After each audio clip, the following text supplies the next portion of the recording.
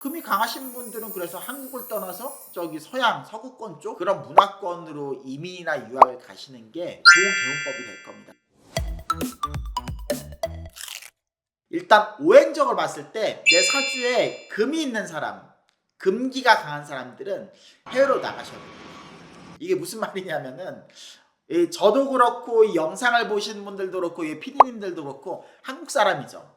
한국 사람들은 한국의 정서가 뭔가요? 우리가 남이가 사람 살아가는 사회에서는 그런 게 없을 수는 없는데 한국 사회, 특히 한국 사회 포함해서 뭐 중국도 그렇고 아시아 계통이 좀 그렇죠. 어떤 원리 원칙이나 개개인의 역량보다는 사람과의 관계성 그리고 출신 지역 이런 걸로 그 사람의 성공과 실패가 좌우된 경우가 많잖아요. 이익과 불이익이 나눠진 경우도 많고.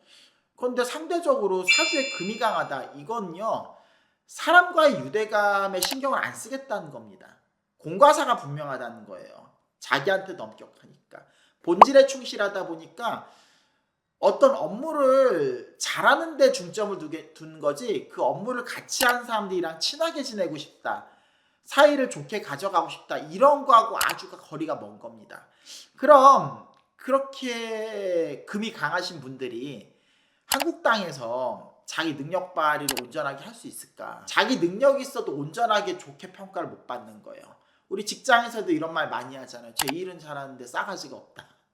아니 직장에 일하러 온 거지 자기한테 잘 보이러 온 게 아닌데 그런데 그런 평가하면서 불이익 주잖아요. 사주에 금이 강하신 분들은 한국 포함한 이 동아시아 계열의 그 문화랑 잘 안 맞아요. 뭐 중국에선 관시라고도 하잖아요. 뭐 사람 사는데 그런 게 아주 없을 수는 없는데 그래도 서구 쪽 미국이나 유럽 같은 데는 사람 간의 유대감 자체보단 그 사람이 얼마만큼 이익을 주고 실질적으로 역량을 발휘할 수 있는가 이런 걸 중요하게 보니까 금이 강하신 분들은 그래서 한국을 떠나서 저기 서양 서구권 쪽 그리고 동양으로 말하자면 저기 뭐 말레이시아나 싱가폴 이런 쪽이 그래도 일반적인 한중일 그런 문화랑 다르게 자기 실력이나 역량을 객관적으로 평가받을 수 있는 문화다 보니까 그런 문화권으로 이민이나 유학을 가시는 게 좋은 개운법이 될 겁니다. 특히 직업적으로 더더욱 그래요.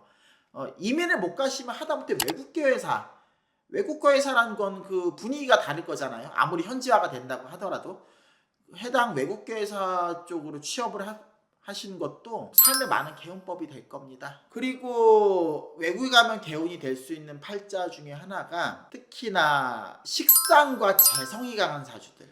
이 십신 중에서 식상과 재성이 있거든요. 이게 무슨 말이냐면요. 간단하게 말해서 식상과 재성이라는 건 개척자 팔자예요. 그러니까 인프라가 열악한 곳에서 자기가 선점을 해서 길을 개척해 나가는데 특화된 팔자라는 뜻입니다. 근데 대한민국이 지금 현재 2025년 대한민국이 어떤 나라죠? 선진국이잖아요. 아시아에서 일본과 더불어 선진국 지위를 갖고 있는 나라, 경제적이든 문화적이든 모든 인프라가 선진국이란 건 어떤 나라인가요? 이미 성장이 다 끝난 나라.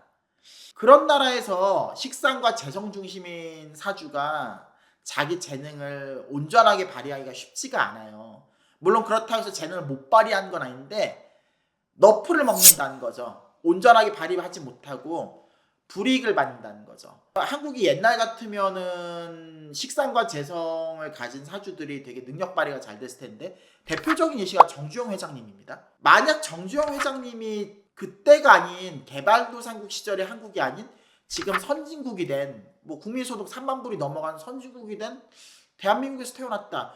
그럼 그때 같은 현대 그룹을 만들 수 있을까? 저는 못 만든다고 단언을 합니다. 왜? 정주영 회장님의 팔자는 개도국에 특화된 팔자니까. 그러면 우리가 사주란 건 되게 다양하잖아요.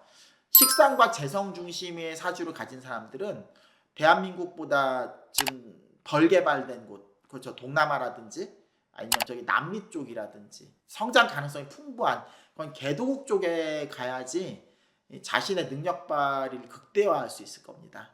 운세가 유리하게 오더라도 얻어가는 게 한국 땅보다 더 많을 거예요. 그런 분들이 이민이 개운법이 되고 자기 삶을 변화시킬 수 있는 좋은 선택이 되는 거예요.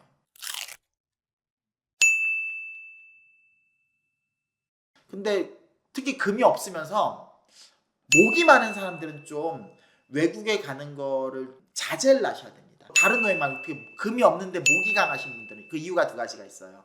첫 번째는 아까 전에 말씀드린 공사구분의 문제와 그렇죠. 자기 본질에 충실하지 못하다는 거. 목이 많으면 많을수록 너그러워요. 너무 너그럽다 보니까 자기한테 너그러워요.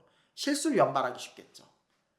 한국 같은 경우 술 한잔 따라주면서 형님 동생 하면서 넘어갈 수 있는 것도 외국에서는 그 냉정하게 평가받는단 말이에요.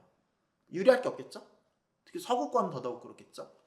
그리고 목이 강하다는 거는 유년 시절에 대한 향수가 크다는 뜻입니다. 그러니까 목이 강할수록 외국에 나가죠. 특히 문화권 다르죠. 향수병에 걸리기도 되게 쉬워요. 그러니까 외국에 나가더라도 장기 체류라든지 삶의 터전을 송두리째 옮겨가는 거는 본인도 힘들 거예요. 주기적으로 한국에 와줘야 돼요. 그런 사람들은 또.